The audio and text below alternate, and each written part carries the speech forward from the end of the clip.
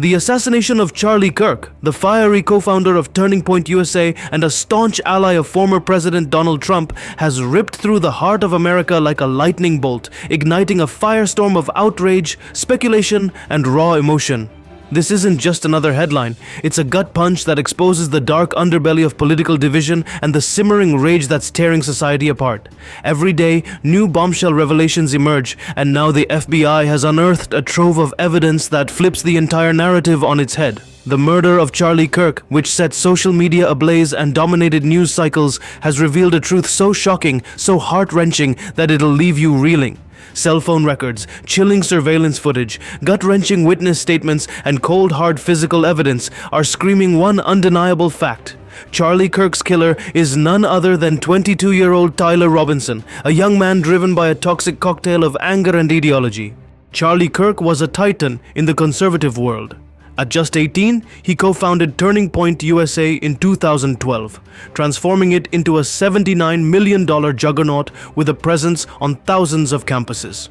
His unapologetic stance on race, culture, and politics made him a hero to some and a villain to others, especially among Gen Z voters. His words were lightning rods, sparking adoration and outrage in equal measure. But to Tyler Robinson, a 22-year-old electrical apprenticeship student at Dixie Technical College in St. George, Utah, Kirk wasn't just controversial, he was a menace.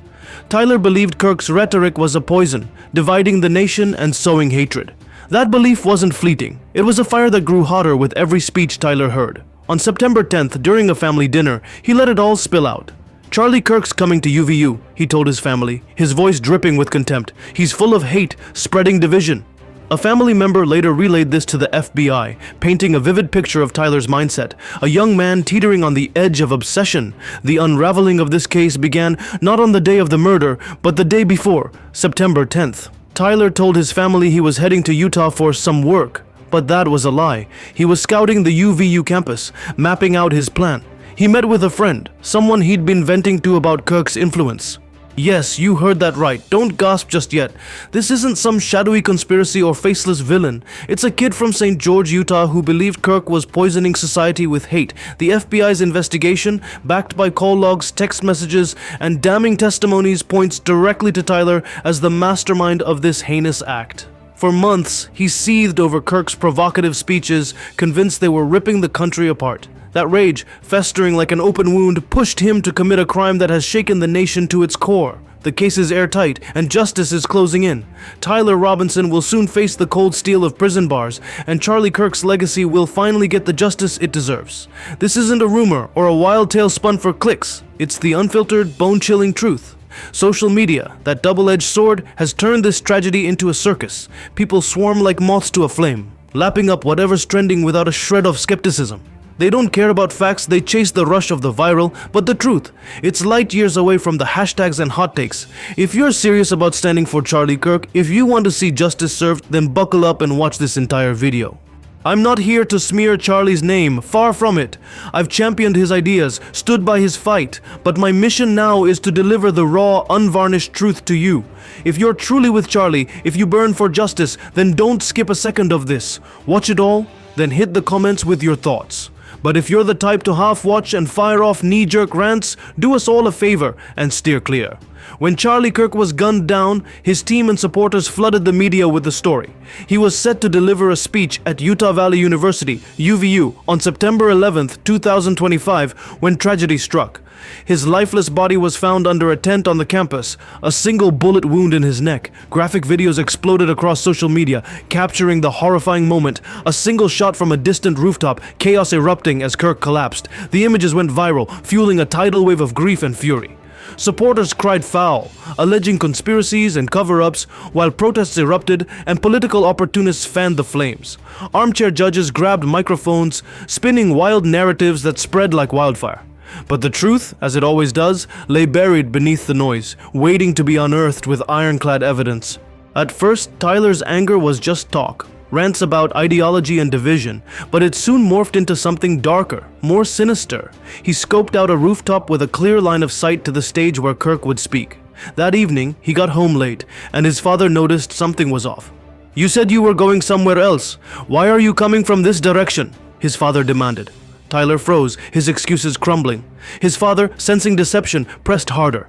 At home, the interrogation intensified. Tyler stayed silent at first, but when his father's anger boiled over, he let slip fragments of his plan. The real breakthrough came when Tyler's father called in his friend. The two had recently fallen out, partly because the friend had also commented on Kirk's speeches, sparking jealousy in Tyler. The friend spilled everything to the family. Tyler's hatred for Kirk wasn't just talk, he was plotting something dangerous. The father seized Tyler's phone, and the friend, who knew the password, unlocked it.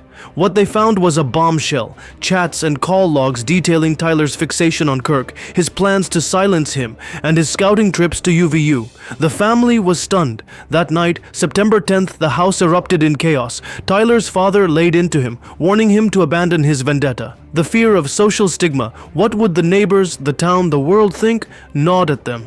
They couldn't let this leak. Desperate to control the situation, the family called Tyler's uncle. On September 11th, the uncle drove to Utah and confronted Tyler. "Who's this Kirk? Why are you so obsessed? How long has this been going on?" he demanded. Tyler didn't hold back. "I hate him," he said. "His ideas are tearing the country apart." His defiance shocked the family. They feared the scandal if word got out. In a bid to contain it, they tried reasoning with him, but the conversation spiraled. Tempers flared, and both the father and uncle berated Tyler, threatening dire consequences if he acted on his plans. But the pressure only hardened Tyler's resolve. He was already consumed by Kirk's rhetoric, and now his family's scolding pushed him over the edge. Tyler made his choice. He would take Kirk out. On the night of September 10th, he spent hours on WhatsApp with his friend, from 9 p.m. to 2 a.m. pouring out his rage. The chats weren't casual banter. They were a window into a troubled mind. "My family's on my case, and Kirk's speeches are driving me insane," he wrote. "I've made up my mind. If you're not with me, I'll do it alone." His friend tried to talk him down, but Tyler was unrelenting. "I'll shut Kirk up no matter what it takes." The FBI has these messages locked down, a chilling testament to Tyler's dissent. He was so consumed that he'd already mapped out his attack. On September 11th, Tyler told his family he was heading to UVU for a speech. He went to his college as usual, but instead of leaving at 1:30 p.m. for the bus, he slipped out at 8:29 a.m.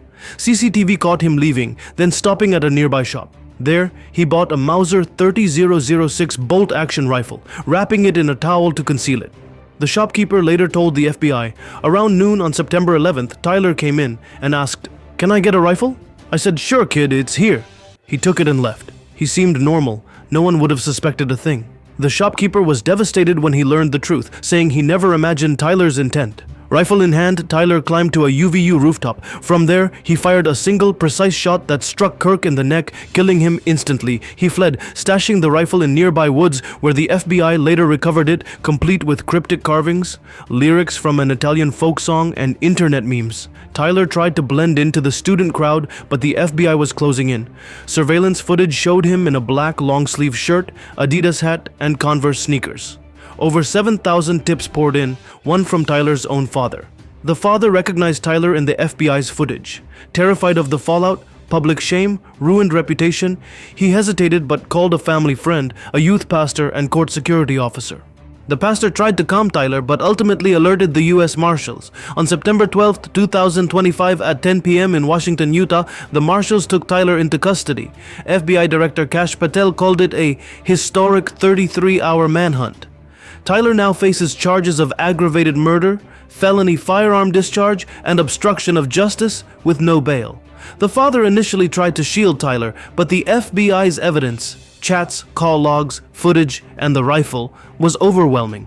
They warned him, surrender Tyler, or the evidence goes public and the family goes down too. The father caved, telling the media, "We're satisfied with the FBI's investigation. We'll turn our son over." But later, he released a tearful video claiming the FBI coerced him. It was a desperate bid for sympathy, but the evidence crushed his lies. The FBI has Tyler's Discord messages, roommate statements, and forensic reports. They believe he acted alone, but they're digging into whether his family, especially his uncle with a shady past, played a role. The uncle's scolding may have pushed Tyler further. Soon Tyler and possibly others will face justice. The case was hijacked by political vultures spreading lies on social media, claims of missing body parts or grand conspiracies. But the post-mortem is clear. Kirk's body was intact, save for the fatal shot. What should happen to Tyler and his family? What about those who misled the nation and tried to fool the FBI? Should they face prison, public shame, or something else? Drop your thoughts in the comments. This isn't just a story, it's a wake-up call.